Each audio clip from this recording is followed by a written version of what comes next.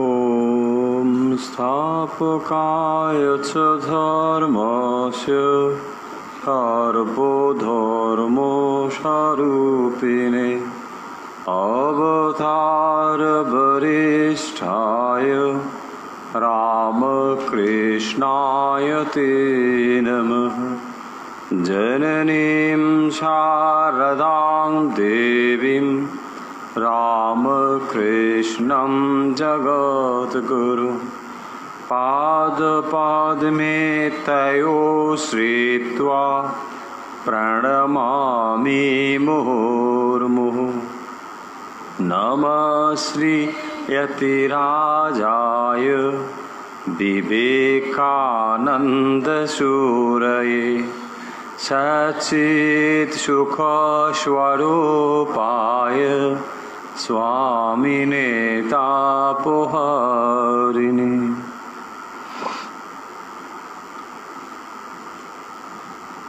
ঠাকুর মা স্বামীজির প্রিয় ভক্ত অনুরাগীবৃন্দ, আজকের অনুধ্যানে আপনাদের সবাইকে আন্তরিক স্বাগত জানাচ্ছি। আজ আমরা সৃষ্টি মায়ের কথা নিয়ে অনুধ্যান করব।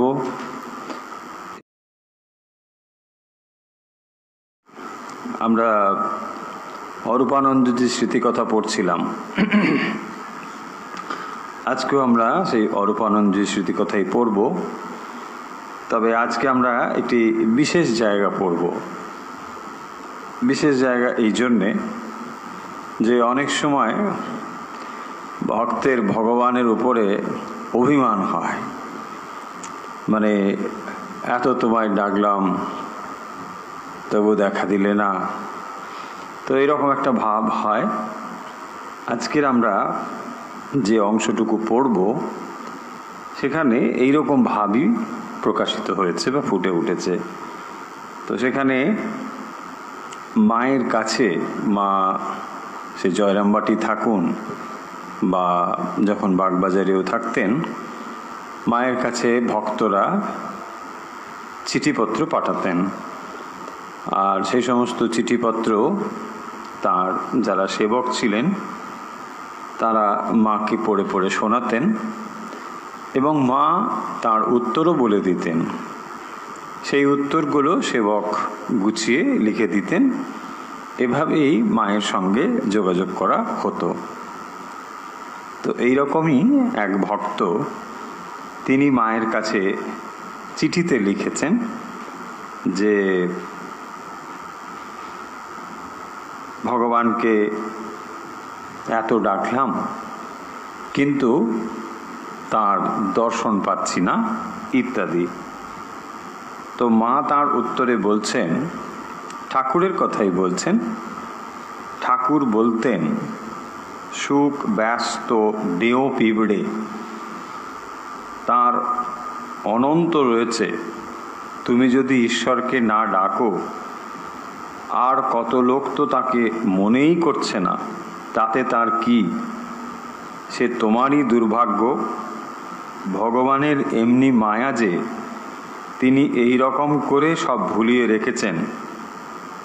বেশ আছে, ওরা থাক।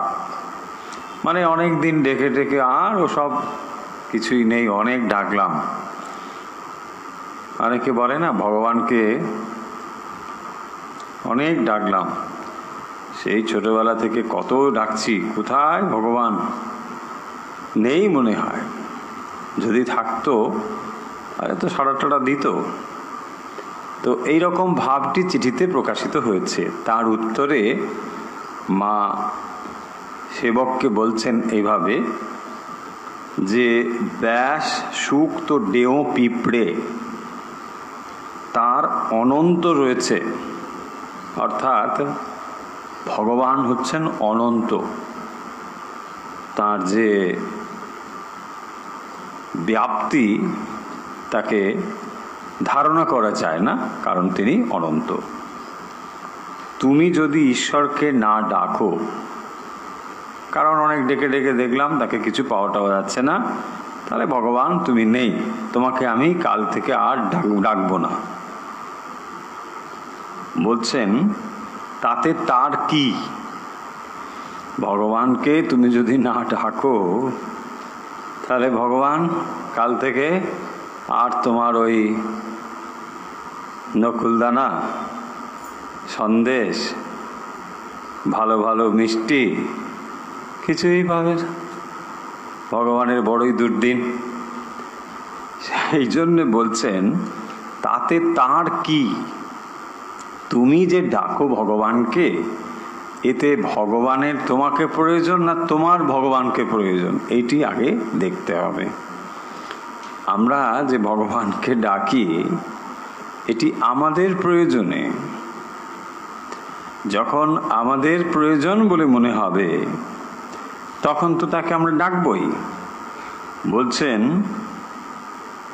ভগবানের এমনি মায়া যে তিনি এই রকম করে সব ভুলিয়ে রেখেছেন, তোমার তাকে ডাকার ইচ্ছেই হবে না। যে না, তোমাকে আমার দরকার নেই, আমি বেশ আছি। তো ভগবান তখন বেশ বেশ থাকো।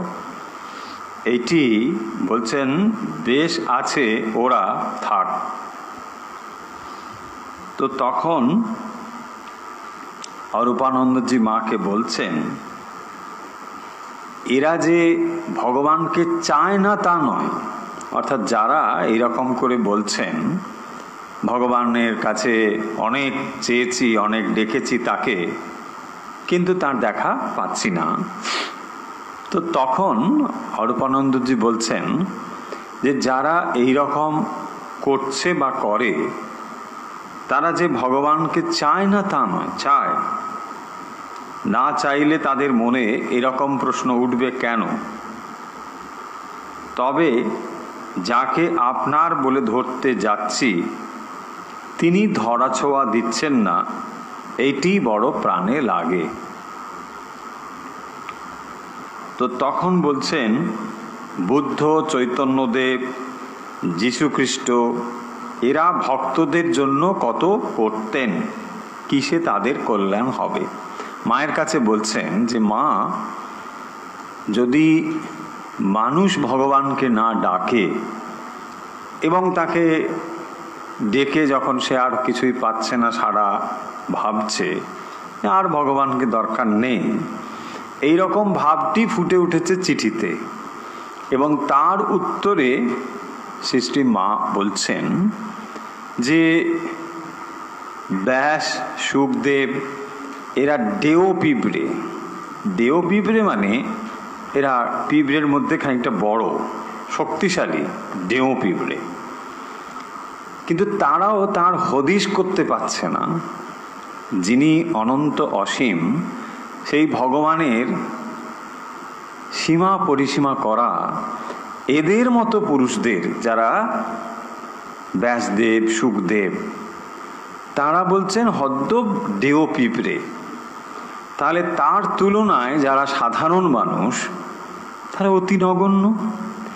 এইবারে মা বলছেন যে যদি এইটি ভেবে তুমি ভগবানের থেকে সরে দাঁড়াও, না ডাকো, তাহলে কার হবে ক্ষতি? তোমারই হবে। এরকম কত মানুষ তো তাকে না ডেকে রয়েছে। এটা কোন দিক থেকে গেল?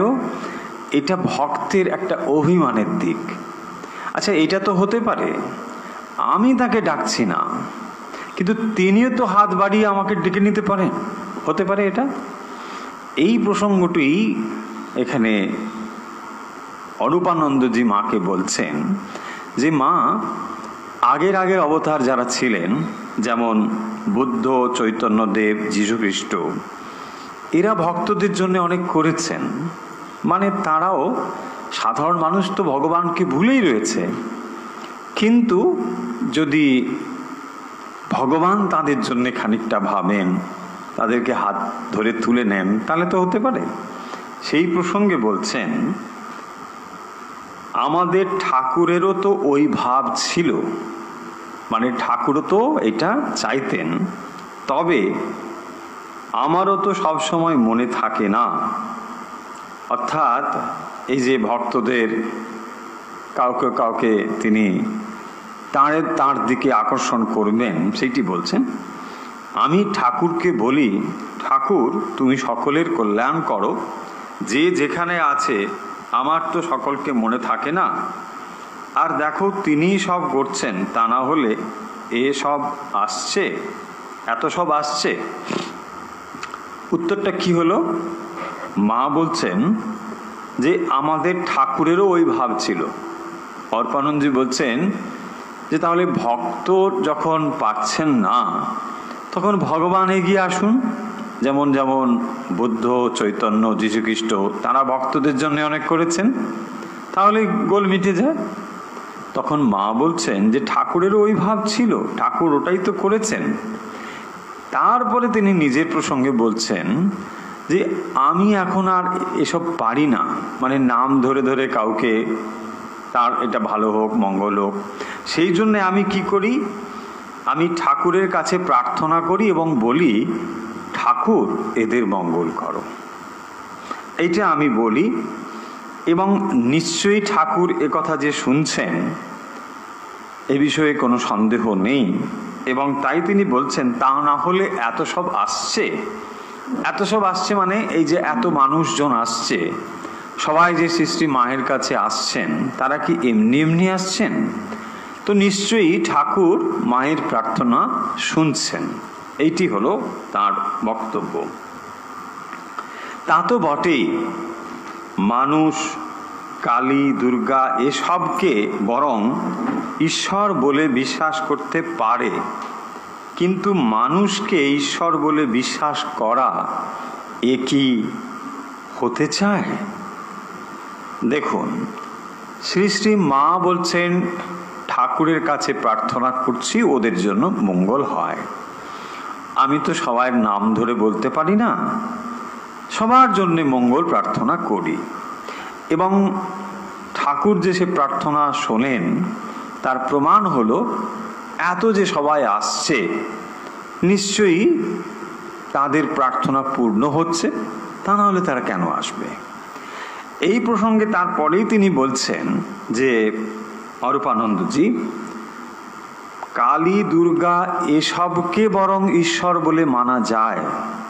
দুর্গা, কালী, ভগবান, ভগবতী এটা মানা যায়, কিন্তু মানুষকে ঈশ্বর বলে, অর্থাৎ সৃষ্টি মা বা ঠাকুর তিনি যে স্বয়ং ভগবান, ভগবতী, বলছেন এইটি কি বিশ্বাস হতে চায়?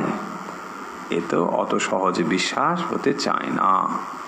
সেটি বলছেন যে ভগবান সিংহাসনে বসে আছেন, তার একটি প্রতিমূর্তি দিয়ে আপনি পুজো করছেন, ব্যাস কাজ মিটে গেল।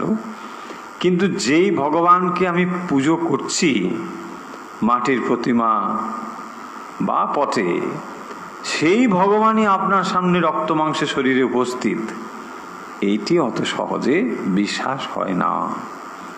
ভগবদ গীতাতেও দেখবেন এই কথা বলা হয়েছে, অর্জুনকে ভগবান বলছেন অবজানন্তি মাং মূঢ়াম মানসীম তনুমাশ্রিতম। যখন আমি মানব শরীর ধারণ করে আসি তখন আমাকে অবজানন্তি, অবজ্ঞা করে। এবং কিভাবে?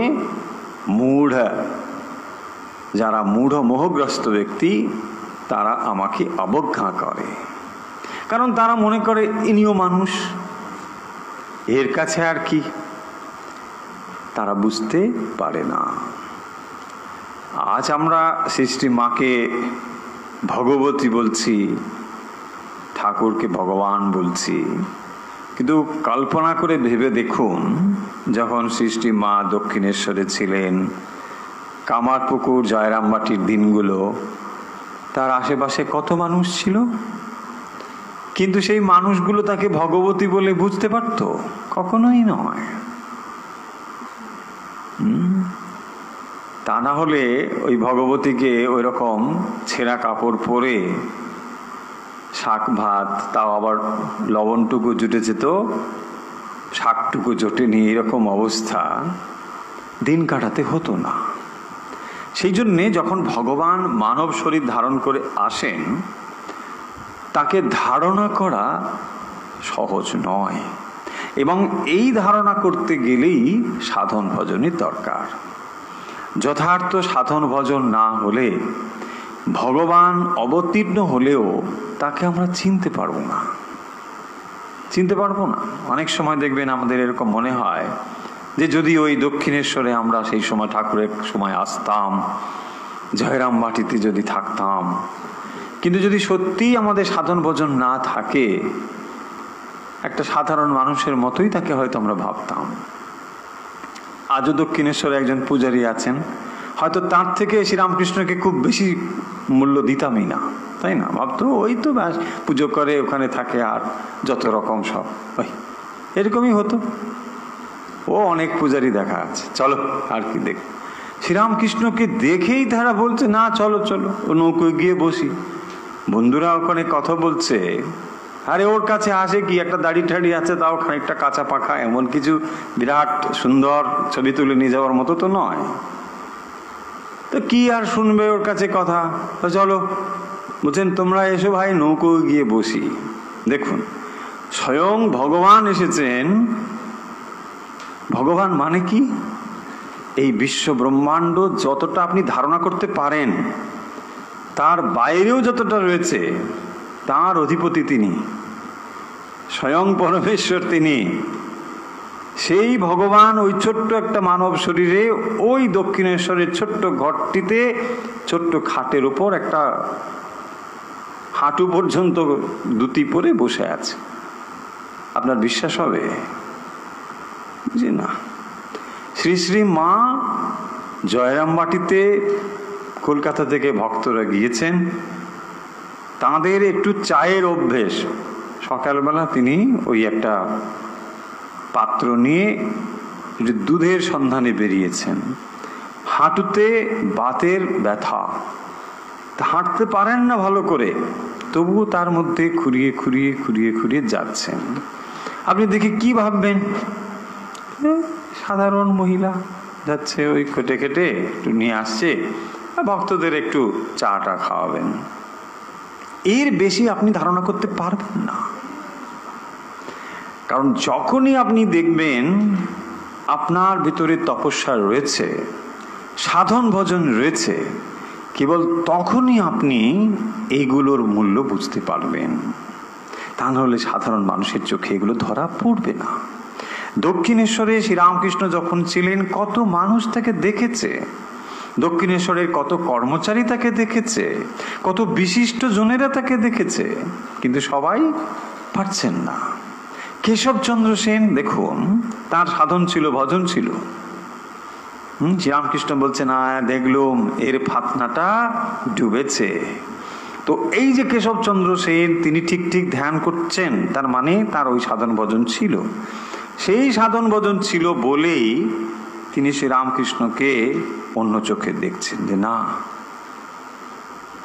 এবং এদিকে সমস্যা হচ্ছে, দল প্রায় ভেঙে যাচ্ছে, কারণ তিনি এখন ভক্তিতে মজেছেন, কিন্তু দল টল আর মাথা থেকে তার উড়ে গেছে। কারণ দেখছেন যে না, শ্রীরামকৃষ্ণের কাছে এসে তার প্রাণটা ঠান্ডা হচ্ছে। তখনকার দিনে কেশবচন্দ্র সেন একজন বিখ্যাত মানুষ। রানী যেখানে তার বক্তৃতা শুনতে আসেন, এত বড় একজন মানুষ, অথচ শ্রীরামকৃষ্ণের কাছে দেখুন কি দেখবেন, বাইরের দিক থেকে দেখলে শ্রীরামকৃষ্ণের কাছে তার কি শেখার আছে? কিছুই শেখার নেই। আরে একজন পূজারী, দক্ষিণেশ্বরের মা কালীর পূজারী, তার কাছে কেশবচন্দ্র কি শিখবেন? তিনি ইংরেজি পড়া শিক্ষিত মানুষ, কিন্তু তিনি দেখলেন যে না, এর কাছে আসল জিনিসটি রয়েছে। যা কেশবচন্দ্র খুঁজছেন তার দর্শন ওখানে তিনি পেয়ে যাচ্ছেন কথাতে। এখন প্রশ্ন হচ্ছে যে এই জিনিসগুলির মূল্য আমরা দিতে পারবো কিনা। যদি এই জিনিসগুলোর মূল্য না বুঝি, তাহলে শ্রীরামকৃষ্ণকে দেখে আপনার ভালো লাগবে না। কারণ শ্রীরামকৃষ্ণকে আপনি বাইরের দিকে দেখলে কি দেখবেন? কিছুই বিশেষত্ব নেই। ওই একটা বসে থাকে, কি এমন কথা বলে, ওই যা বলে ওইরকমই বলে, তাই না? কিছুই খুঁজে পাবেন না। শ্রী শ্রী মায়ের দিকেও আপনি বিশেষ কিছু খুঁজে পাবেন না। কিন্তু যদি আপনি সাধন ভজন আধ্যাত্মিকতার দিক থেকে দেখেন, তাহলে আপনি নিশ্চয়ই চমৎকৃত হয়ে যাবেন যে এর তুলনা আর নেই, এরকম আর তুলনা আপনি করতে পারবেন না। সৃষ্টি মা এমন ভাবে তার অন্তরে ভালোবাসা রয়েছে। দেখুন মা কি বলছেন। পরে একদিন ভক্তটি আসিলে মাকে বলিলাম, মা এই সেই চিঠি লিখেছিল, যে মাকে ওইভাবে লিখেছিল। মা বললেন, এ তো ভালো ছেলে। ভক্তটিকে বলিয়াছিলেন, এমন যে জল যার স্বভাব নিচের দিকে যাওয়া, তাকেও সূর্যকিরণ আকাশে টেনে তোলে, তেমনি মনের তো স্বভাবই নিচু দিকে ভোগে, তাকেও ভগবানের কৃপা ঊর্ধ্বগামী করে। দেখুন, সূর্যের কিরণে জল ওপরে উঠে যায়, কিন্তু জলের স্বাভাবিক গতি কি? নিম্নগামী। তাহলে ভগবত কৃপা হলে আমাদের স্বাভাবিক জগতের দিকে যাওয়া যে মন, সেই মনও ঈশ্বরমুখী হতে পারে। মা সেটি বলছেন যে জল, কি সুন্দর উপমা দিয়ে বলেছেন মা, যার স্বভাবটাই নিম্নগামী, আমাদের মনের সঙ্গে যা তুলনা করা যায়, যে মন সবসময় ভোগের দিকে লিপ্ত, এই জাগতিক বিষয় নিয়েই মত্ত থাকে। শ্রীরামকৃষ্ণ বলছেন যে এই মন এমন আমরা অভ্যাস করে ফেলেছি যে ভালো জিনিসের মধ্যে রাখলে সে মরে যাবে, থাকতে পারবে না, কিছুতেই থাকতে পারবে না। আমাদের স্বাভাবিক জড় মনের প্রবৃত্তি হচ্ছে এইরকম যে দেখবেন 10টা জাগতিক বিষয় নিয়েই আমরা থাকতে ভালোবাসি। কোথাও যদি নির্জন স্থানে আপনাকে নিয়ে যাওয়া হয়, একদিন দুদিনের পরে আর ভালো লাগবে না, বলছে বড় ফাঁকা ফাঁকা লাগছে, কোথায় সেই গর্ত গর্ত রাস্তা, কোথায় সেই মানুষজন, কিছুই নেই। আপনাকে হয়তো নিয়ে যাওয়া হলো মায়াবতীতে, পাহাড়ের মধ্যে আপনি বসে সুন্দর ভগবানের নাম করবেন, বলছে না সেই সব কলকাতা আর পাচ্ছি না, আহা ধুলো খাদা জল, বলছে হোক তা হোক, তবু তো দুটো মানুষ আছে। এই হচ্ছে কি আমাদের স্বাভাবিক মনের প্রবৃত্তি। তার মানে যেখানে মন আমরা ঈশ্বরে দিতে পারি, সেই জায়গাটিকেও আমাদের অনুকূল বলে মনে হচ্ছে না, কারণ মন এইরকম এত নিম্নগামী। কিন্তু মা এক্সাম্পল দিয়ে বলছেন যে সূর্যের কিরণে মন ঊর্ধ্বমুখী যেমন হয়ে যায় জলের মতো, জল যেমন সূর্য তাকে ওপরে তুলে নেয়, ভগবানের কৃপা হলে এই মনও ঊর্ধ্বমুখী হয়ে যেতে পারে। বেলা প্রায় 10:30 হইবে। একটি গৃহস্থ শিষ্য মাকে প্রণাম করিতে আসিয়াছেন। প্রণাম করিয়া মাকে বলিতেছেন, মা কেন ঠাকুরের দর্শন হচ্ছে না?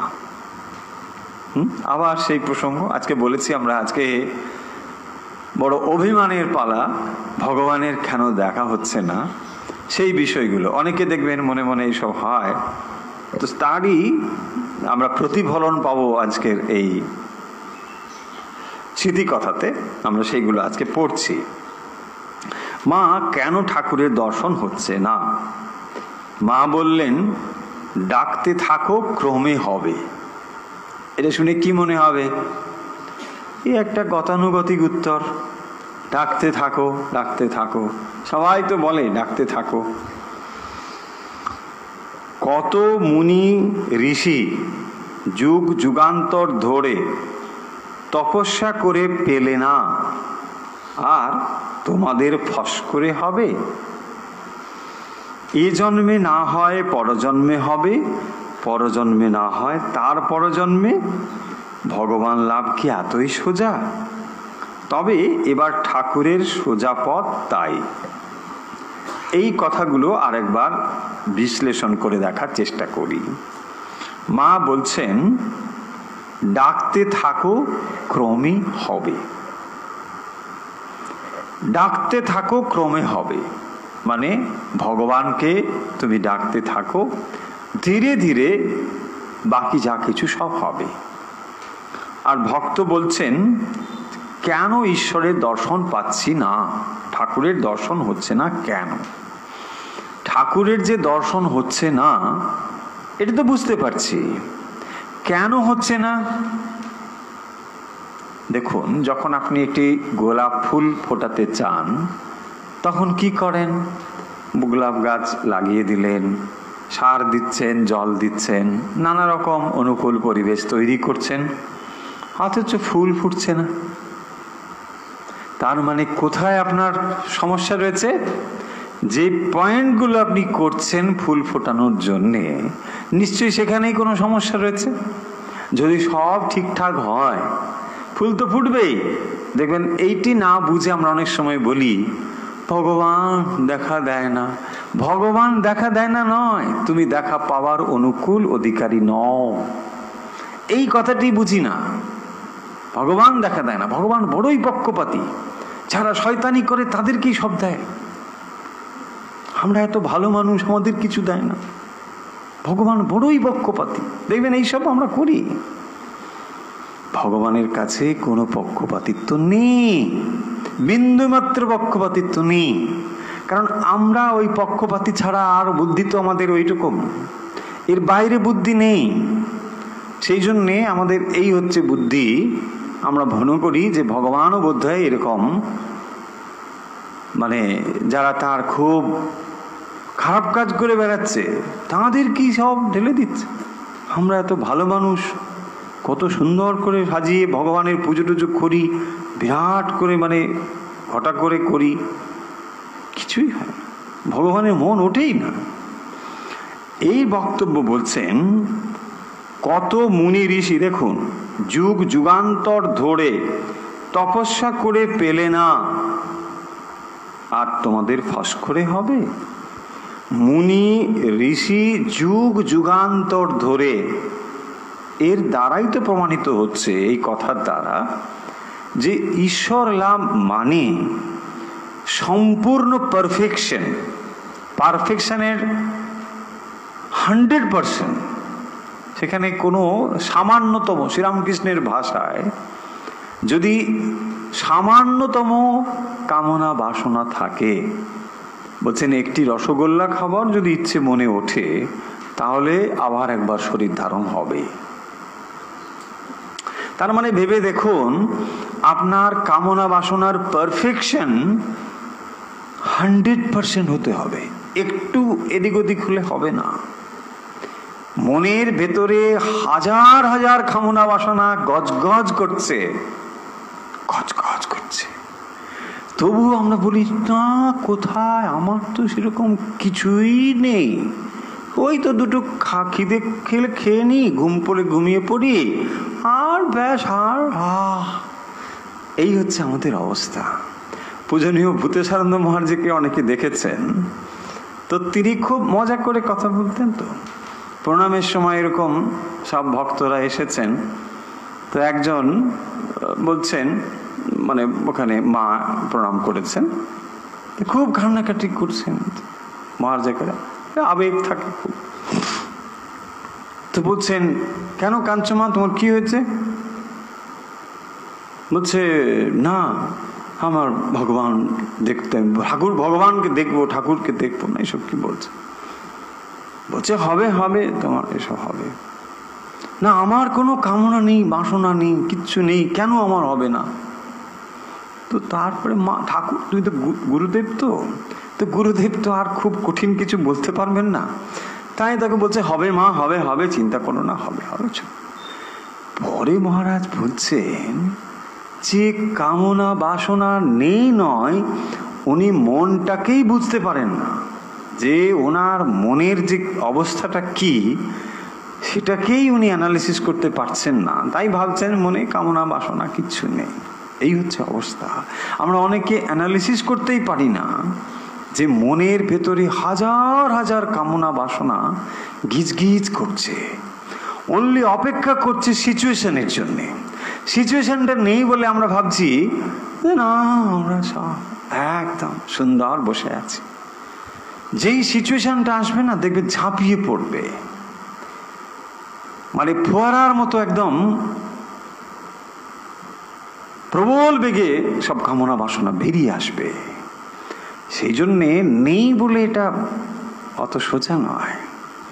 যখন সিচুয়েশনগুলো আসবে, দেখুন এখন আপনি চুপ করে বসে আছেন, ইটস ওকে, কোনো সমস্যা নেই, তো রিয়েলি সমস্যা নেই, বসে আছেন। যেই সিচুয়েশন আসবে না অমনি দেখবেন তখন কামনা বাসনা এসে যাবে। এবং সব সময় এগুলো দেখবেন নিজের প্রয়োজনে যা হয় তা নয়, বাইরের থেকেও হয়, তাই না? ও একটা কিছু পেলো, আমারও পাওয়া উচিত, এই আমার একটা ডিজায়ার। আরে তুমি তো ভালোই ছিলে, তোমার তো কোনো সমস্যা ছিল না। যেই ও একটা কিছু পেয়েছে অমনি আমার একটা পাওয়ার আকাঙ্ক্ষা তৈরি হলো, বা আমার নিজের ভেতর তৈরি হতে পারে। সেই জন্য বলছেন কত মুনি ঋষি যুগ যুগান্ত ধরে তপস্যা করে পেলে না। তাহলে ভগবান লাভ করা মানে যে শ্রীরামকৃষ্ণ বলেছেন মানুষের জীবনের উদ্দেশ্য ভগবান লাভ, এটা আসলে অনেকগুলো স্টেপ পেরিয়ে একটা বিরাট উচ্চ আদর্শের নাম হচ্ছে ভগবান লাভ, একেবারে সর্বোচ্চ। কিন্তু আমরা যেখানে রয়েছি সেখান থেকে ওই পারফেকশন 100% অনেকটা দূর। তাই আমরা মনে করছি বোধহয় এই 2বার 4বার সকাল সন্ধ্যা একবার করে 108, তা অনেকও হয়ে গেছে, ব্যাস, তারপরের দিন ভগবান বলো কি চাই বলো। এটা অত সোজা নয়, কারণ সম্পূর্ণভাবে কামনা বাসনা যখন চলে যাবে তখন কি হবে? কেবল তখনই মনের ভেতরে ঈশ্বর লাভের জন্য ব্যাকুলতা তৈরি হবে, ব্যাকুলতা তৈরি হবে। যখন দেখবেন আমরা অনেকগুলো অবলম্বন নিয়ে রয়েছি, তখন ঈশ্বরের উপরে আমাদের নির্ভরতা কোথায়? এটা প্রশ্ন। মুখে আমি বলতে পারি তুমি ছাড়া আমার আর কেউ নেই প্রভু, 1000বার বলে যাচ্ছি, এটা মুখস্থের মতো, তাই না? কিন্তু আমরা জানি যে না, ওই জায়গায় আমি সব ঠিকঠাক করে রেখেছি। যদি ওটা ফেল হয় এই অপশান, এই অপশানটা ফেল হলে নেক্সট ওই অপশান, ওই অপশান ফেল হলে এই অপশান। ভগবান তখন বলে আরে তুমি অপশান নিয়ে থাকো, আমি চললাম। দেখুন এটাই হচ্ছে কিনা। সো ভগবান যখন বলছে আমি প্রবেশ করব কোথায়, তুমি তো সব নিজেই ঠিক করে রেখেছ, তাই না? তার মানে আমরা যে ঈশ্বর নির্ভর বলে বলি, এটা যথার্থ কিনা প্রশ্ন আছে। এইবারে কথা হলো, যখন আমরা অন্য বিষয় থেকে মনকে সরিয়ে নিতে পেরেছি, কেবল তখনই তো একমুখীনতা আসবে, তখনই তো আমাদের ঈশ্বরের উপর নির্ভরতা আসবে। আমি আর কিচ্ছু চাই না, আমার আর কোনো অবলম্বন নেই, তাই না? যখন সামান্যতম অবলম্বন রয়েছে তখন আমরা সেটাকেই চেষ্টা করি। ভগবানের উপর নির্ভরতা মানে সমস্ত অবলম্বনগুলোকে আমরা শেষ করে দিয়েছি, আর কোনো অবলম্বন নেই। কেবল তখনই একমাত্র আমরা বলতে পারি আমি ঈশ্বর নির্ভর। তখনই ভগবান তোমাকে দেখা দেবেন, কোলে তুলে নেবেন। এই অবস্থা হওয়া অত সহজ নয়। সেই জন্যই বলেছেন যে মুনি ঋষি যুগ যুগান্তর ধরে। এবারে অন্তত আমরা ধারণা করতে পারছি ভগবান লাভ ব্যাপারটা কি। ভগবান লাভ মানে ওই রকম নয় 2 পয়সার সিন্নি দিয়ে 4বার সেলাম করলাম আর ভগবান এসে হাজির হয়ে গেল, না, এটা ভগবান লাভ ব্যাপার নয়। এইগুলো যত কিছু আমরা করছি এই সমস্তগুলো হচ্ছে ভগবানের কাছে সুবিধে নেবার জন্য। দেখুন এটাই আমরা করছি, আলটিমেটলি আমরা ভগবানের কাছে কিছু চাইছি। এটা খারাপ বলছি না, কিন্তু যে স্তরে আমরা রয়েছি সেই স্তরটাকে বলছি। আমরা আলটিমেটলি ভগবানের কাছে চাইছি। সেটা জাগতিক বস্তু হতে পারে, সেটা খানিকটা ভক্তিও হতে পারে, কিন্তু আমরা চাইছি ভগবান তুমি এইটা করো, ওইটা করো, আমার এই ঠিক করে দাও, ওই ঠিক করে দাও। এটাকে আমি খারাপ বলছি না, কিন্তু যখন সত্যি ভগবানের প্রতি ভালোবাসা আসবে তখন এই চাওয়াগুলো তো থামবে। চাওয়াগুলো রয়েছে কেন? অন্তরে ডিজায়ার আছে বলেই না। অন্তরে ডিজায়ার যদি থাকে তখন তো আমরা চাইছি, কিন্তু যখন ডিজায়ারগুলো সম্পূর্ণ চলে যাবে তখন তো আর চাইতে হবে না, তখন তো চাইতে হবে না। সেই জন্যে দেখবেন মা বলছেন ভগবানের কাছে প্রার্থনা করো যেন আর কিছু চাইতে না হয়। তোমার কাছে আর কিছু চাইতে যেন না হয়, তুমি যা দেবে তাতেই যেন আমি সন্তুষ্ট থাকি, চাইবো না, ভগবানের কাছে কিচ্ছু চাইবো না, যেন চাইতে না হয়।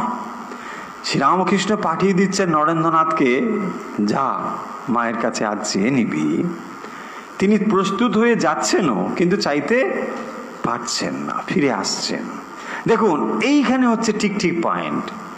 যদিও তার অভাববোধ রয়েছে, দারিদ্র রয়েছে, কিন্তু চাইতে পারছেন না। কেন চাইতে পারছেন না?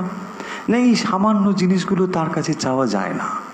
যিনি ভগবান, এই বিরাট ব্রহ্মাণ্ডের যিনি অধিপতি, তার কাছে কি সামান্য কি চাইবেন? হ্যাঁ, এগুলো তো চাইলে একটা লোকের কাছে বললেই হয়ে যায়, সামান্য জিনিস।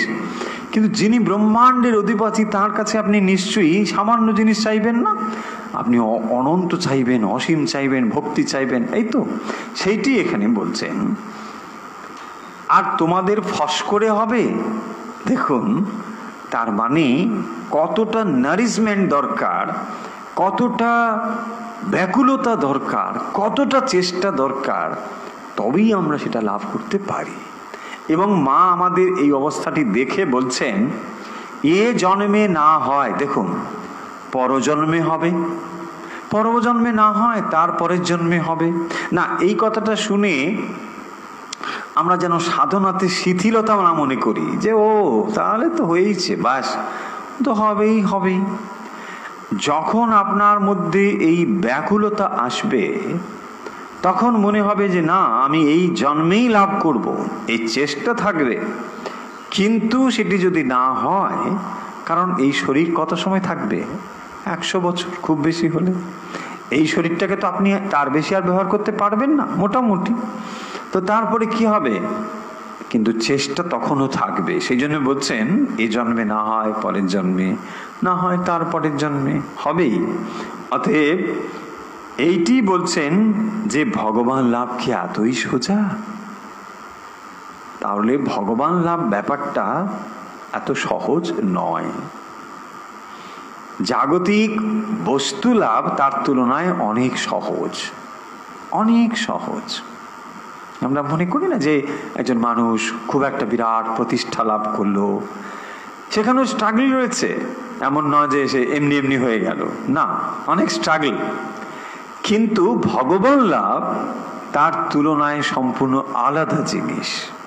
একটি প্রবৃত্তির জিনিস, একটি নিবৃত্তির জিনিস, একটি জাগতিক উন্নয়নের জিনিস, এখানে খুব সহজে হয়ে যাবে। কিন্তু ঈশ্বর লাভ হলো আলাদা জিনিস, যেখানে কামনা বাসনা সম্পূর্ণভাবে তিরোহিত হয়েছে। কেবল তখনই আমরা ঈশ্বরের দর্শন পেতে পারি। ভক্তটি বাহিরে গেলে মা বলিলেন, দেখুন ওর সামনে বললে তার মনে আঘাত লাগবে, কষ্ট হবে। মা কিভাবে বলছেন একটু লক্ষ্য করুন। এই সংসার করে এলুম, এই 20 গন্ডা ছেলের বাপ হয়ে এলুম, 20 গন্ডাই তো, হ্যাঁ 20 গন্ডা, বলে কিনা ঠাকুরের দেখা কেন পাই না। বোঝা যাচ্ছে? এই কথাগুলো যে বলছেন, সৃষ্টি মা কাউকে ব্যক্তিগতভাবে আঘাত দিয়ে বলছেন না। এই যে বলছেন 20 গন্ডা ছেলের বাপ হয়ে এলুম, মানে ভেতরে যে ডিজায়ার গুলো রয়েছে, প্রবল ডিজায়ার, তার একটা সিম্বলিক বলা হচ্ছে। আর সঙ্গে সঙ্গে হয়ে যাবে, ফাঁস করে হয়ে যাবে। বলে কিনা ঠাকুরের দেখা কেন পাই না। কেন পাই না তার কারণ আছে তো। একটু আগে যে এক্সাম্পল বললাম, যে গোলাপ গাছে আমি রোজ জল দিই, ঠিক মতো সার দিই, সব ঠিক মতো করি, তবু গোলাপ ফোটে না। কেন? নিশ্চয়ই সব ঠিক মতো হয় না। এটাই তার কারণ। এখানে আর কোনো কারণ থাকবে? নিশ্চয়ই থাকবে না। একটা ছেলে খুব পড়াশুনো করে, পরীক্ষায় মোটেই ভালো নম্বর পায় না। কেন পায় না? পরীক্ষকগুলো নির্বোধ, কখনোই বুঝিতে পারিল না, তাই না? বলছে না, তা নয়, তুমি পড়াশুনো করো না। এটাই হচ্ছে আসল জিনিস। তুমি যদি পড়াশুনো করো, তুমি নিশ্চয়ই তা পাবে। এবং এটি জেনে রাখুন, এই বিশ্ব প্রকৃতি এমন একটি ক্ষমতা রয়েছে, যখন আপনি অধিকারী হবেন যে কোনো সম্পদের, সেটি জাগতিক হোক, পারমার্থিক হোক, যে কোনো বস্তু লাভের যেদিন আপনি অধিকারী হবেন, আপনি তা লাভ করবেনই করবেন। কেউ আপনাকে রাখতে পারবে না, রুখতে পারবে না, কেউ রুখতে পারবে না। যেদিন আপনি যথার্থ অধিকারী হয়ে উঠেছেন, সেদিন আপনাকে দেবেই দেবে। আপনি যদি একটি জঙ্গলের মধ্যেও বসে থাকেন, হয়তো আপনার প্রধানমন্ত্রিত্ব লাভের অধিকারী হয়েছেন আপনি, কথার কথা বলছি, দেখবেন ওই জঙ্গল থেকেই আপনাকে প্রধানমন্ত্রীতে আসতে হবে, বসতে হবে সেই সিংহাসনে। যদি থাকে, আসবেই আসবে। বিশ্ব প্রকৃতি এমনই। আপনার যা অধিকার রয়েছে, যা আপনার প্রাপ্তি, তা আপনি পাবেনই পাবেন। কেউ রুখতে পারবে না, কোনো শক্তি নেই এটাকে রুখে দেবে, পারবে না। অধিকারী হয়ে উঠতে হবে, যোগ্যতা লাভ করতে হবে। সেই জন্য দেখবেন বারবার আমরা বলি যে গোলাপ ফুল যদি ফোটাতে চান, তাহলে গোলাপটা না ভেবে বরং অন্য জিনিসগুলোর উপরই ভাবনাটা দিন। তার মানে যে পয়েন্টগুলো ঠিকঠাক হলে গোলাপ ফোটা সম্ভব, সেগুলোই করুন। যে ঈশ্বর দর্শন করতে পারছি না, কেন পারছি না, তার কারণ আমার কাছেই রয়েছে, আমার কাছেই রয়েছে, অন্য কোথাও যেতে হবে না। নিজের মনের ভেতরে তাকালেই আমরা বুঝে যাব যে মনের ভেতরে এত রয়েছে আঁটবক, যে ভগবান সেখানে দর্শন দেবেন কি করে। একটা সিংহাসনে একজনই তো বসতে পারেন, তো একটা সিংহাসনে যদি 1000 রকম জিনিস বসিয়ে রাখেন, ভগবান এসে বলছেন, আরে বসবো কোথায় আমি, এত সব জিনিস হাবিজাবিতে ভরিয়ে রেখেছো, আমার বসার জায়গাই নেই, আগে জায়গাটা পরিষ্কার করো। সেইটি মা বলছেন। ঠাকুরের কাছে মেয়ে মানুষগুলো যেত, বলতো কেন ঈশ্বরে মন হয় না। এগুলো বলছে, মানে বলা হচ্ছে বলে মায়ের আবার মন খারাপ করবেন না যে ঠাকুরের কাছে এরকম বলছেন বলে। কেন মন স্থির হয় না, তারা গিয়ে মানে ঠাকুরের কাছে বলছেন যে কেন ঈশ্বরে মন হয় না, কেন মন স্থির হয় না, এইসব অনেকেই বলেন কেন মন স্থির হয় না। আরে কেন মন স্থির হয় না, আপনি তার উত্তর। মন আপনার মন কেন স্থির হয় না, নিজেই ভেবে দেখুন। বাগানে কেন গোলাপ ফুল ফোটে না, কে উত্তর দেবে, আপনি। সেটি বলছেন। এবং কিরকম করে ঠাকুর বলছেন শুনুন। ঠাকুর তাদের বলতেন, মজা করি, আরে গা থেকে এখন আতুরের গন্ধ যায়নি, আগে আতুর গন্ধ ছাড়ুক, এখন কিরে ক্রমে হবে। আতুরের গন্ধ মানে বিষয়ের গন্ধ, বিষয় বাসনার গন্ধ। তো বিষয় বাসনাতে এত মত্ত হয়ে রয়েছি আমরা যে আগে তো এগুলো ছাড়ুক। বিষয় বাসনার গন্ধে সারা শরীর ভরে আছে, মন প্রাণ জুড়ে বিষয় রয়েছে, আর মুখে বলছি ভগবান, তাকে হবে না। সেইটি বলছেন। এ জন্মে এই দেখা হলো, ঠাকুর তাদের বলতেন, এই জন্মে এই দেখা হলো, পর জন্মে আবার দেখা টাকা হবে, তখন হবে। ঠাকুরের কাছে যারা আসতেন তাদেরকে ঠাকুর এরকম, এই জন্মে হলো, দেখা টাকা হলো, আবার চল, আবার হবে। যখন দেহ থাকে তখন অনায়াসেই দর্শন মেলে, এই এখানে রয়েছি, এলেই দেখা হয়। তখন ঠাকুরকে চাক্ষুষ দেখা কজনের ভাগ্যে হয়। এই যে দর্শনের কথা বলেছেন, কেন ঠাকুরের দর্শন হচ্ছে না। দর্শন শব্দের অর্থ দেখা, মানে আমরা চোখ দিয়ে যা দেখি, এটাও দর্শন। একটা জিনিস আমরা দেখছি, একটা স্থূল বস্তু, তাকে আমরা চোখ দিয়ে দেখতে পাচ্ছি।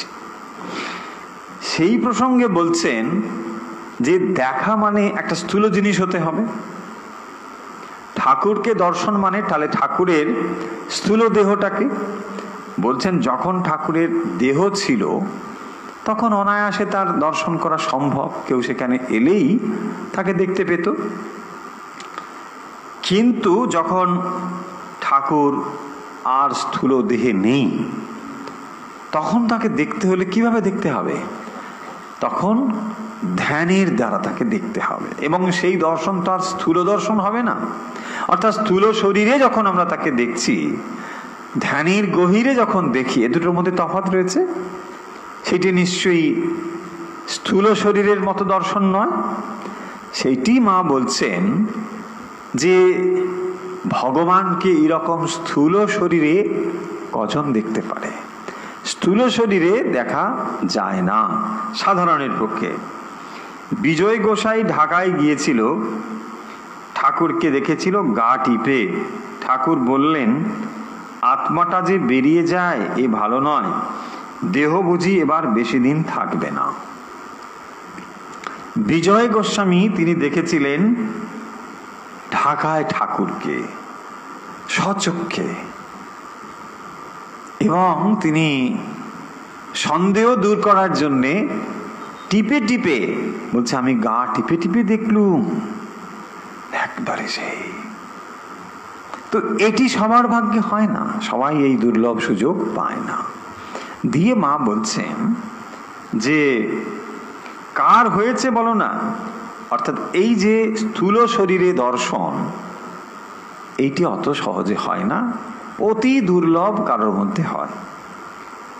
নরেনের তিনি করে দিয়েছিলেন, নরেনকে তিনি নিজেই করে দিয়েছিলেন।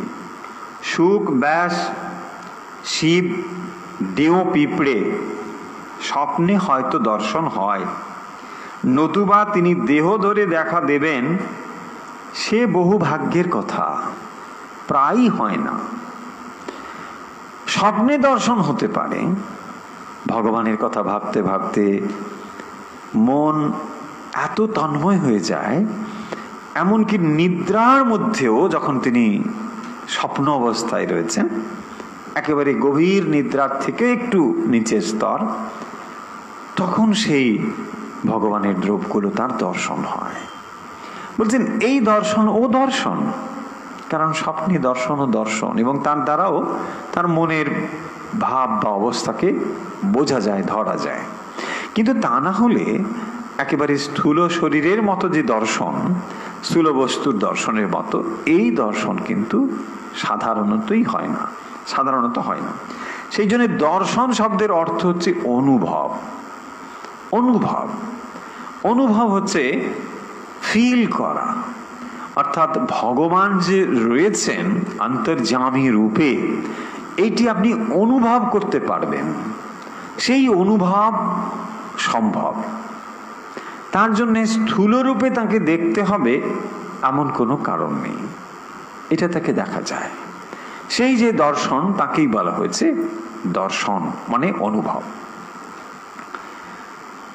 এবারে মা বলছেন, যদি শুদ্ধ মন হয় কেন ধ্যান ধারণা হবে না? দেখুন তাহলে কোন পয়েন্টটা সব থেকে জরুরি। আমরা যে বলি না ধ্যান হচ্ছে না, জপ হচ্ছে না, হচ্ছে তো নাই, হচ্ছে না, তাহলে কি হচ্ছে, কোথায় ভুল? এই যে মা বলছেন যদি শুদ্ধ মন হয়, এটা ইম্পর্টেন্ট কথা। তাহলে মন যদি শুদ্ধ হয়, তাহলে সে মন স্বাভাবিকভাবেই ধ্যান এবং জপ হবেই হবে। যদি মন শুদ্ধ না হয়, সে মনের ধ্যান ধারণা হওয়া সম্ভব নয়। বলছেন মন যদি শুদ্ধ হয় কেন ধ্যান ধারণা হবে না? আপনি ঘুমোতে যাচ্ছেন, কিছুতেই ঘুম আসছে না, একবার এদিকে হচ্ছেন, একবার ওদিকে হচ্ছে, একবার ওদিকে হচ্ছে, একবার ওদিকে হচ্ছে। আরে ঘুম আসলে কেন ঘুম আসবে না? রাত্রে ঘুমোতে গেলে কেন ঘুম হবে না? হ্যাঁ, যদি চিন্তা থাকে, তাই না? তার মানে যখন চিন্তাগুলো বারবার আপনার মনে আসছে, তখন আপনি ঘুমোতে পারছেন না। তার মানে যদি চিন্তা আপনার মনে না থাকে, স্বাভাবিক অবস্থায় আপনি ঘুমিয়ে পড়বেন। এই এক্সাম্পলটা এখানে লাগান। যদি মনের ওপরে ডিজায়ার থাকে, তাহলে কি আপনি ধ্যান ধারণা করতে পারবেন? আরে ধ্যান ধারণা তো দূরের কথা, অনেক দূরের কথা। একজন মানুষকে আপনি চুপ করে বসতে বলুন 5 মিনিট, যদি শুদ্ধ মন না হয় 5 মিনিট বসতেও পারবে না, পারবে না। 5 মিনিট বসার পরে বলছে না, বেকার, সময়টা নষ্ট হচ্ছে। আরে তুমি গিয়ে কি পাহাড় ভাঙবে? কিছুই করবে না। কিন্তু মানুষ বসতে পারে না, এই হচ্ছে সমস্যা। এটা হয়েছে মানুষের, কারণ ভেতরে এত ডিজায়ার গজগজ করছে, 5 মিনিটও স্থির হয়ে বসতে পারছে, রেস্টলেস। এই যে রেস্টলেসের কারণটা কি? ডিজায়ার। মনে নানা রকম থটস আসছে, এইটা করতে হবে, ওইটা করতে হবে, ওকে ওই করব, তারপর ওই করব, তারপর ওই করব। এই হচ্ছে রেস্টলেস। না, মোমেন্টারি রেস্টলেস হতে পারে। ধরুন আপনি কোনো একটা কাজের দায়িত্ব নিয়েছেন, হঠাৎ করে আপনাকে সেটা করতে, এটা যে মোমেন্টারি, এটা ঠিক আছে। কিন্তু সবসময় একটা মানুষ কেন রেস্টলেস হবে? তাই না? তার মানে তার ওই ডিজায়ারগুলো বারবার রয়েছে, চুপ করে বসতে পারছে না। দেখবেন কোথাও প্রবচন শুনতে গেলেও সেখানে ওই হয়তো একটু বসলো, ও আচ্ছা আচ্ছা ঠিক আছে, চলো চলো, কোথাও মন টিকছে না। ইভেন দেখবেন হয়তো মুভি দেখছে, সেখানেও মন টিকছে না। একটা ভালো যদি মুভি দেখে, আচ্ছা দেখুন, ভালো, ক্ষতি নেই, তাও দেখছে না। দেখবেন 2 মিনিট পরে আবার অন্য গায়ে চলে গেছে, দেখতে দেখতে আবার এখানে চলে গেছে। তারপর না টিভি দেখবো না, গান শুনি, সেও 2 মিনিট শোনার পরে না আর ভালো লাগছে না, আচ্ছা 1 কাপ কফি খাই, ওর কফি পরে, কোনোটাই হচ্ছে না। এই হচ্ছে আমাদের মনের অবস্থা। এবার ভেবে দেখুন, এই মন নিয়ে আপনি ধ্যান করবেন কি করে? আমরা মুখে বলি না ধ্যান করবে, বিরাট মেডিটেশন, বিরাট meditation. What meditation? Monkey meditation, just like monkey. আমরা বসে আছি, কিন্তু ধ্যান হচ্ছে কোথায় জাম্প দেবো, কোন ডালে গিয়ে বসতে হবে, ওই ডালে কোথায় সবেদা পেকেছে, ব্যাস ওইখানে। আমাদের এই হচ্ছে মেডিটেশন। বক্তব্য হচ্ছে, পয়েন্ট হচ্ছে, যদি শুদ্ধ মন হয়, মা বলছেন কেন ধ্যান ধারণা হবে না? তার মানে মনটিকে আগে শুদ্ধ করতে হবে। যেমন মন থেকে চিন্তা চলে গেলে ঘুম স্বাভাবিকভাবেই আসবে, তাহলে মনের ভেতরেই আসলে শুদ্ধতা আনতে হবে। এটি হচ্ছে মূল পয়েন্ট। তারপরে দেখুন মা বলছেন কেন দর্শন হবে না। মা তার নিজের কথা বলছেন, জপ করতে বসতুম তো আপনা হতেই ভেতর থেকে গড় গড় করে নাম উঠতে থাকবে, চেষ্টা করে নয়। দেখুন মা বলছেন, জপ করতে বসলুম তো ভেতর থেকে গড় গড় করে নাম উঠতে থাকলো, চেষ্টা করে নয়। এইটা লক্ষ্য করুন, যখন আমরা চেষ্টা করে ভগবানের নাম করছি, সেখানে কি রয়েছে? কনসিয়াস মাইন্ড রয়েছে।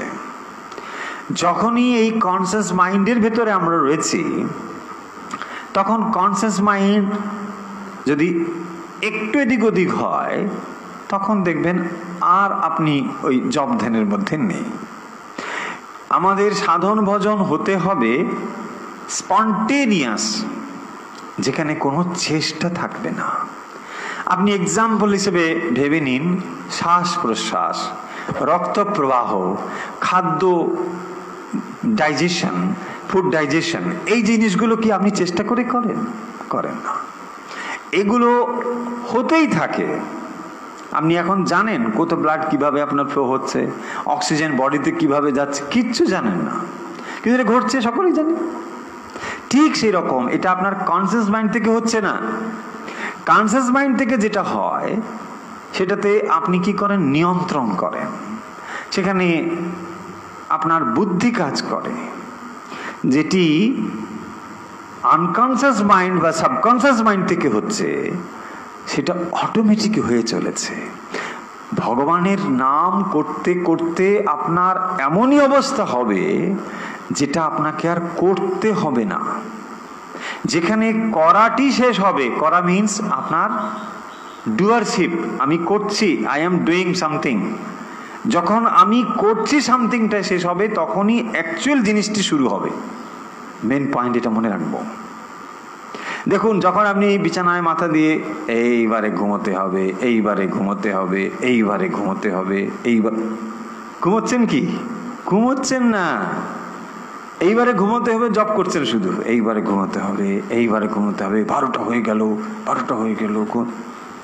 যখনই আপনি কোনো কিছু ভাবছেন না, দেন অনলি স্লিপ স্টার্টস, তাই না? এটাই হচ্ছে পয়েন্ট।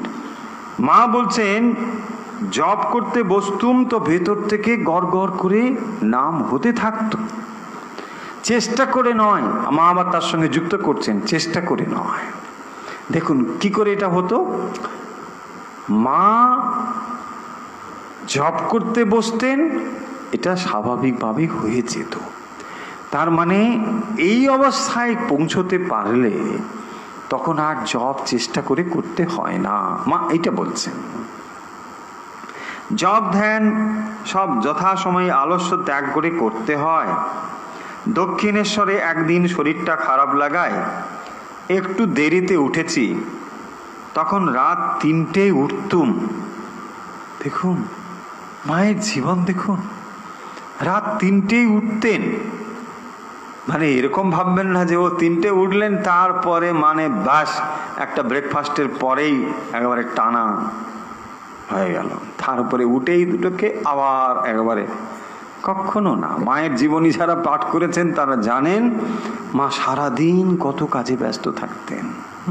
না এরকম অর্থ হতে পারে কেউ কেউ, হ্যাঁ 3টে উঠতেন ঠিকই, কিন্তু তারপরে যা খেয়ে ঘুমোতেন একেবারে সন্ধ্যের আগেই উঠতেন, এরকম তো নয়, তাই না? সেই আছে না, ওই বলছে দেবদত্ত মানে দিনের বেলা খায় না। বলছে কি ব্যাপার, দেবদত্ত দিনের না কিছুই খায় না, আরে রাত্রির বেলা খায়। দেবদত্ত মোটা হচ্ছে, দিনে কিছু আহার করে না, তার মানে রাত্রেই খায়, এই তো কথা। তো ঠিক সেরকম মা 3টের সময় উঠতেন মানে এই নয় যে দিনের বেলা ঘুমিয়ে পড়তেন। 3টের সময় উঠে তিনি সাধন ভজন করতেন।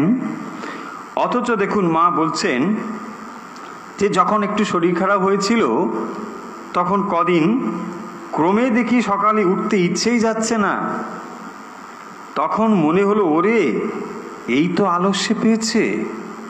তারপর জোর করে উঠতে লাগলুম, তখন সব পূর্বের মতো হতে লাগলো। এসব বিষয়ে রোগ করে অভ্যাস রাখতে হয়। একটি অভ্যাস আপনার জীবনকে বদলে দিতে পারে। কিন্তু দেখুন আমরা এরকম কতগুলো সৎ অভ্যাস জীবনে তৈরি করতে পেরেছি। খুব ইম্পর্টেন্ট পয়েন্ট কিন্তু এটা। ভালো অভ্যাস যেগুলো, সেগুলোকে কখনোই ছেড়ে দেবেন না। সেই অভ্যাসগুলোকে ধরে রাখতে হবে, যত মূল্যেই হোক না কেন সেই অভ্যাসগুলোকে ধরে রাখতে হবে। এরকম কতগুলো সৎ অভ্যাস আপনি ধরতে পেরেছেন, এটা আপনি নিজে নিজে বিচার করে দেখবেন। আমরাও সকলেই বিচার করে দেখব, কারণ এই সৎ অভ্যাসগুলোই আপনাকে রূপান্তরিত ঘটায়, পরিবর্তন ঘটায়। যদি এটি না করতে পারি তাহলে ওই জপ ধ্যান সাধন ভজন কিছুই হবে না, কিছুই হবে না। মনকে শুদ্ধ করতে হবে। শুদ্ধ মন হলে সাধন ভজন স্বাভাবিকভাবেই হবে। সাধন বলো, ভজন বলো, তীর্থ দর্শন বলো আর অর্থোপার্জন বলো, সব প্রথম বয়সে করে নিতে হয়, সব প্রথম বয়সে করে নিতে হয়। অথচ শুধু ভারতবর্ষে বলে লাভ নেই, সারা পৃথিবীতেই বোধহয় এটি রয়েছে যে ধর্ম মানেই 60+। কিনা বলুন, কমন ধারণা রয়েছে ধর্ম মানেই 60+। যদি কোনো মানুষের মাথার চুল যথেষ্ট কালো থাকে এবং তিনি মঠ মন্দিরে মিশনে যান, মানুষ তাকে সন্দেহ করবে, কোনো একটা নিশ্চয়ই ভুল আছে কোথাও, সামথিং রং, তাই না? মাথার চুল এখনো সব কালো, দাঁত এখনো সব ঠিক আছে, কেন মন্দিরে যাবে, কেন মঠ মিশনে যাবে? এটা কেন তৈরি হয়েছে আমাদের? ওই ধারণা থেকে যে ওই ব্যাস ধর্ম মানে 60+, ধর্ম মানে তার আগে হতেই পারে না। মা বলছেন সব প্রথম বয়সে করে নিতে হয়। তার কারণ কি? এর পরে জীবনটা কেবল গড়িয়ে যায়, গড়িয়ে যায়। ওই ইংরেজিতে একটি সুন্দর কথা আছে, যার অর্থ হচ্ছে এরকম যে মানুষ 40 বছরে মারা যায়, চিতে ওঠে 60-র পরে। মারা যায় সবাই নয়, কোন মানুষটা, যে মানুষের মধ্যে আর প্রগতি নেই সেই মানুষটা ডেড। এরকম মানুষ রয়েছে দেখবেন 40-এই বৃদ্ধ, আবার অনেক মানুষ রয়েছে 90-তেও যুবক রয়েছে, এটা সম্ভব। তার মানে এখানে মা সেই জন্য বলছেন প্রথম বয়সে করে নিতে হয়, মানে ওই সময় তো আপনার মনের শক্তি সর্বোচ্চ, জগৎটাকে পাল্টে দেবার মতো ক্ষমতা আপনার ভেতর তখন রয়েছে। ওই সময় তো গড়ন হবে, অন্য সময় আর গড়ন হয় না। মন দুর্বল হয়ে যায়, শরীর দুর্বল হয়ে যায়, আর হয় না। মা তার কথা বলছেন, দেখুন, এই আমি তখন হেঁটে হেঁটে কাশী বৃন্দাবনে কত দর্শন করেছি। এখন দুহাত যেতে পালকি চাই, ধরে ধরে নিতে হয়। মা নিজের কথা বলছেন, ওই যে কম বয়সে মা গিয়েছেন, তীর্থ দর্শন আদি করেছেন, সেটি বলছেন। মা তুমি জানো না, এখন সব অনেক রকম আছে। হ্যাঁ, এখন সব ঘোড়ার পিঠে উঠে চলে যায়। হ্যাঁ হ্যাঁ, হেলিকপ্টার আছে, অনেক কিছু আছে। বৃদ্ধ বয়সে কফ শ্লেষায় ভরা, শরীরে সামর্থ্য নেই, মনে বল থাকে না, তখন কি কোনো কাজ হয়? দেখুন, মা বলছেন যে সত্যি তো বৃদ্ধ বয়স মানে শরীরে আস্তে আস্তে ক্ষমতা কমে যাচ্ছে। এই যে এখানকার ছোকরারা সব প্রথম বয়সেই ভগবানে মন দিচ্ছে, এ ঠিক দিচ্ছে, ঠিক সময় হচ্ছে। বাবা সাধন বলো, ভজন বলো, সব এখন এই বয়সেই করে নেবে, শেষে কি আর হয়? যা করতে পারো এখন। অরূপানন্দজিকে তিনি বলছেন, সামনে রয়েছে তো, তাকে দেখে বলছেন যে বাবা সাধন ভজন সব এই বয়সেই করে নিতে হবে, পরে কি আর হয়? শেষে আর হয় না। এখন যারা তোমার কৃপা পাচ্ছে তারা তো ভাগ্যবান, এরপর যারা আসবে তাদের কি হবে? দেখুন, মায়ের কাছে কি সুন্দর সুন্দর কথা বলেছেন অরূপানন্দজি। বোধ করি আমাদের মনের কথাও যেন তিনি বুঝতে পেরেছিলেন। সে কি তা হবে না? ভগবান সর্বত্র সবসময় রয়েছেন, ঠাকুর রয়েছেন, তাঁর কৃপায় হবে, অন্য সব দেশে হচ্ছে না। অরূপানন্দজি বলছেন, এই তুমি এসেছো, আমরা তোমাকে দেখলাম, যারা এখন ছিল ঠিক, কিন্তু ভবিষ্যতে যারা আসবে তাদের কি হবে? বলছেন নিশ্চয়ই হবে। ভগবান সর্বত্র সবসময় রয়েছেন, তাঁর কৃপায় হবে। ভালোবাসা পেলে তবে তো প্রাণ ব্যাকুল হয়, তুমি আমাদের ভালোবাসো কই? অরূপানন্দজি বলছেন মাকে যে মা, সেই ভালোবাসা যদি পাই তাহলে তো এইসব জাগতিক বিষয়গুলো তুচ্ছ হয়ে যায়। জাগতিক বিষয়গুলোর দিকে যে মন এত দিয়েছি, তুমি যদি ভালোবাসা দিয়ে একবার বুকে টেনে নাও তাহলে তো আর এগুলো তুচ্ছ হয়ে যায়। মা তখন বলছেন, তোমাকে আবার ভালোবাসি না? যে আমার জন্য এতটুকু করে তাকে ভালোবাসি। দেখুন, আর তুমি এত করছো, বাড়িতে যখনই যে জিনিসটি ধরি তোমার কথা মনে পড়ে, ভালো খুবই বাসি। দেখুন, মা বলছেন, মায়ের কথা আরেকবার পড়ি, মায়ের কথা। মা বলছেন, যে আমার জন্য এতটুকু করে তাকে ভালোবাসি, আর তুমি এত করছো। অরূপানন্দজি সেখানে রয়েছেন, মায়ের সেবা করছেন। বলছেন, যে আমার জন্যে এতটুকু করে তাকে ভালোবাসি। মায়ের জন্যে যে সামান্যতম কিছু করে, মাতা ভুলে যান না, মাতাকে ভালোবাসেন। বাড়িতে যখনই যে জিনিসটি ধরি তোমার কথা মনে পড়ে। দেখুন, কারণ ওখানে থাকে, মায়ের সেবা করে, যে জিনিসটি ধরি তোমার কথা মনে পড়ে। তবে শরীর নিয়ে তো আর মেশামেশি করতে পারি না, আর সেগুলো করা কি ভালো? তোমরা যে কয়টি এখানে রয়েছ তাদের প্রায়ই মনে পড়ে, তবে যারা দূরে আছে তাদের জন্য ঠাকুরকে জানাই, ঠাকুর তুমি ওদের দেখো, আমার তো আর মনে থাকে না। দেখো, যে প্রশ্ন করেছেন অরূপানন্দজি, যে প্রাণের ভালোবাসা যদি পাই তাহলে তো অন্তরের ব্যাকুলতা দিয়ে তোমার দিকেই ছুটে যায়, আর অন্য বিষয়ের দিকে তো মন যাবে না। তখনই মা বলছেন, তোমাকে আবার ভালোবাসি না? ভালো তো বাসি। সেই ভালোবাসা কতখানি?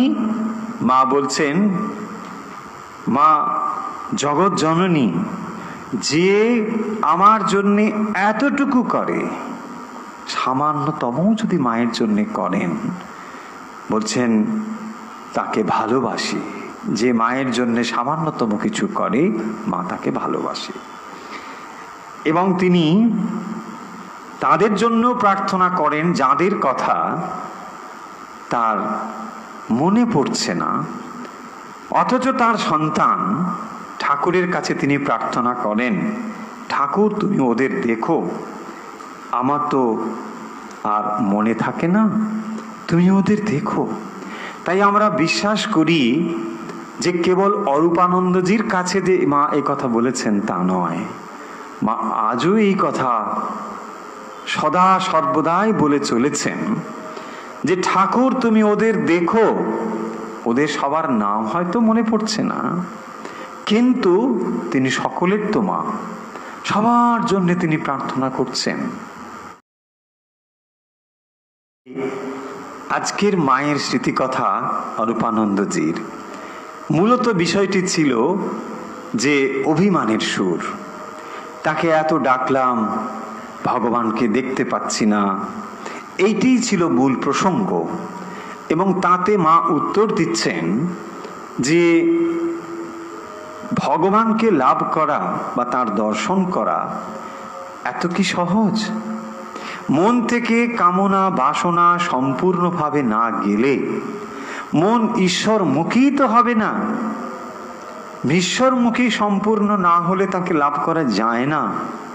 সম্পূর্ণ ঈশ্বরমুখী হতে হবে, এবং সেটি তখনই হবে যখন বিষয় বাসনা থেকে মন সম্পূর্ণ মুক্ত হয়ে যাবে। বিষয় থেকে মন সম্পূর্ণ মুক্ত না হলে ঈশ্বরের প্রতি ভালোবাসা আসে না। সেই জন্য মা বলছেন, মুনি ঋষিরা কত তপস্যা করেও তাকে পেল না, আর তুমি একদিনে তা পেয়ে যাবে, ফস করে হয়ে যাবে, এটা হবে না। কি করে এটা হয়? মা বলছেন, মন যদি শুদ্ধ হয় তাহলে জপ ধ্যান স্বাভাবিক হয়ে যাবে। জপ চেষ্টা করে করতে হবে না, মনের ভেতর থেকে সেই নাম যেন হতে থাকবে। কি করে সেটি হয়? মা সে কথা বলেছেন। আজ তাহলে আমরা মায়ের কথা যেটি পড়লাম, সেখানে দেখলাম যে ঈশ্বর দর্শন কি করে হয়, সেই প্রসঙ্গে কেন আমরা ঈশ্বর দর্শন করতে পারছি না, মা সেই প্রসঙ্গে বলেছেন। তাহলে এর উত্তর কোথায় রয়েছে? আমাদের মধ্যেই রয়েছে। আমরা মুখে বলি যে ভগবান তোমার দেখা পেলাম না, কিন্তু একবারও ভেবে দেখছি না যে ঈশ্বর দর্শনের আমরা অধিকারী হয়েছে কিনা। যথেষ্ট অধিকারী যেদিন হয়ে যাব, সেদিন এক মুহূর্ত বিলম্ব হবে না তাকে দর্শনের, এক মুহূর্ত বিলম্ব হবে না। এটি সুন্দর এক্সাম্পল রয়েছে যে আপনি আকাশের দিকে তাকিয়ে চাঁদ দেখার চেষ্টা করছেন, কিছুতেই চাঁদ দেখতে পাচ্ছেন না। যেই মেঘটা সরে গেল অমনি চাঁদ দেখলেন। চাঁদ দেখার জন্য কিছু করতে হলো? কিছুই করতে হলো না, কেবল আপনি এক দৃষ্টে তাকিয়ে থাকলেন, মেঘটা সরে গেল, চাঁদ স্বয়ং প্রকাশিত হলো। তাই ঈশ্বর স্বয়ং প্রকাশিত হয়ে উঠবেন আপনার ভেতরে। কেবল চাঁদ দেখার জন্য যেমন মেঘ সরে যাওয়া দরকার, অন্তরের বাসনা সরে গেলেই সেই জ্যোতি প্রকাশিত হয়ে উঠবেন। তাই কেন দেখতে পাচ্ছি না, কেন দেখতে পাচ্ছি না থেকে আমাদের ধ্যান দিতে হবে, দৃষ্টি দিতে হবে। তাকে না দেখার জন্যে অন্তরে কি ব্যাকুলতা অনুভব করছি? যদি না করে থাকি, সেই ব্যাকুলতা কি করে আমরা তৈরি করতে পারি, সেটাই আমরা দেখব। আজকে আমরা কথা শেষ করছি সৃষ্টি মায়ের কথা।